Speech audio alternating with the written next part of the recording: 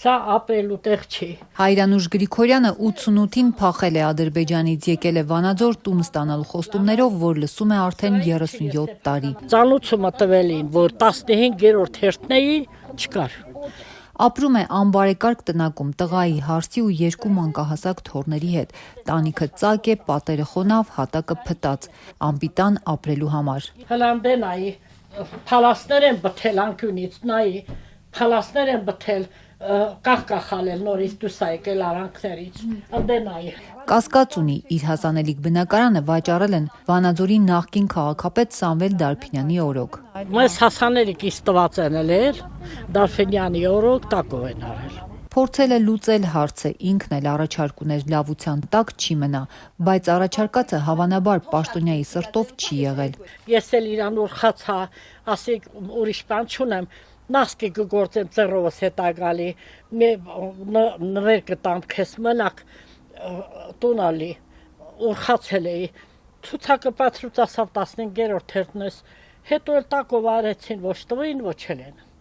Հայրանուշն ու Վանաձորի ավելի քան 500 ընտանիքներ տնակային ավաններում են բնակվում։ Այս թիվը դեռ 6 տարի առաջ վարչապետի որոշմամբ ձևավորված հատուկ հանձնաժողովն է արձանագրել։ Մինչդեռ Լոռու մարզպետ Արեն Մկրտչյանը վերջերս կառավարությունում գրեթե կիսով չափ պակաս 300 տնակում բնակվողների մասին հայտարարեց, ավելին ասաց պետությունը նրանց նկատմամբ որևէ պարտավորություն չունի։ Եթե հարցին ուղիղ պատասխանը մենք այս պահին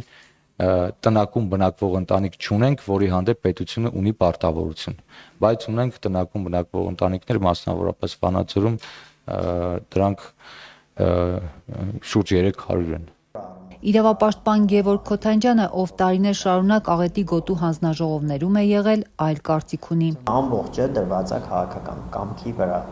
Այս ընտանիքների մեծ մասը 88-ի երկրաշարժից հետո Վանաձոր տեղափոխված գործարանային աշխատողներ են, որ ընդգրկված են եղել բնակարան ստանալու հերթացուցակներում, աշխատավարձից անգամ մասհանումներ են արել բնակարանային ֆոնդի հաշվին, բայց ԽՍՀՄ փլուզվել, գործարանները փակվել ու օտարվել են, բնակարանների հերթերն էլ մոռացվել։ Բայց մարդիկ համարում են, որ իրենց պետությունը պարտավորություն ունի, որովհետև գործարան լուծարողն էլ է պետությունը եղել։ Գործարանի տարածքը օտարողն էլ է պետությունը եղել, բայց իրանց հանդեպ ունեցած գործարանի պարտավորությունը ոչ մեկ չի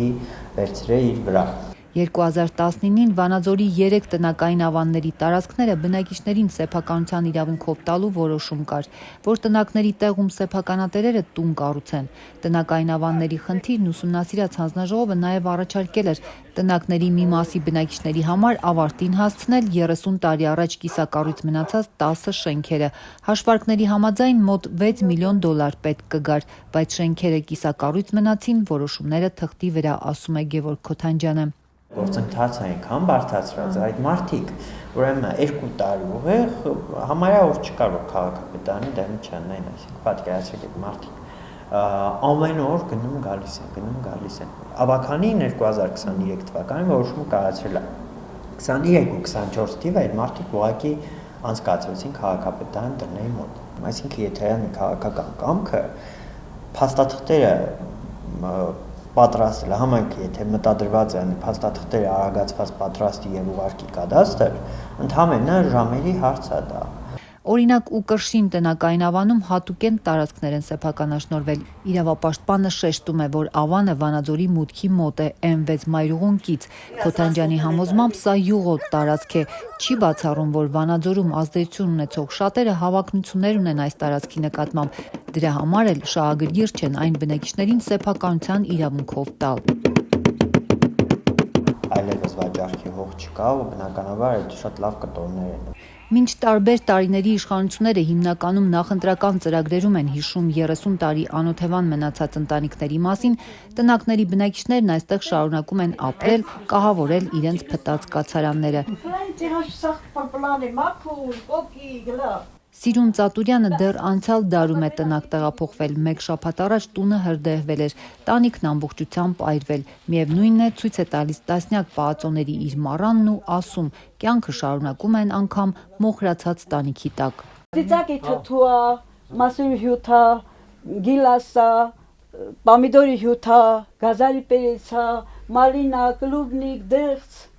ամեն ինչ,